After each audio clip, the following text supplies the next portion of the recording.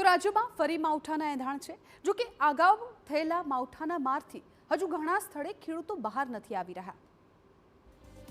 રાજકોટના ધોરાજીમાં માવઠાએ એ હદે વિનાશ વેર્યો છે જેની કલ્પના પણ જગતના તાતને નહોતી।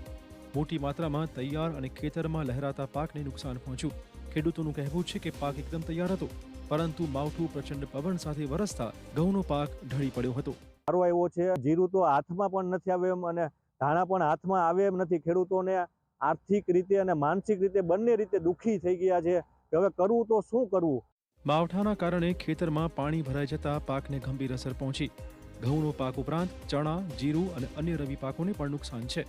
પાક કાપણીના સમય આવી કુદરતી આફત આવતા ખેડૂતોની મહેનત પર પાણી ફરી વળ્યું છે।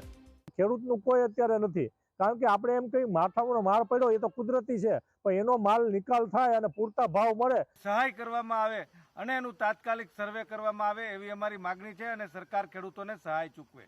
આ કપરી સ્થિતિને જોતા ખેડૂતોએ સરકાર પાસે તાત્કાલિક સર્વે કરાવીને યોગ્ય વળતર ચૂકવવાની પણ માંગણી કરી છે।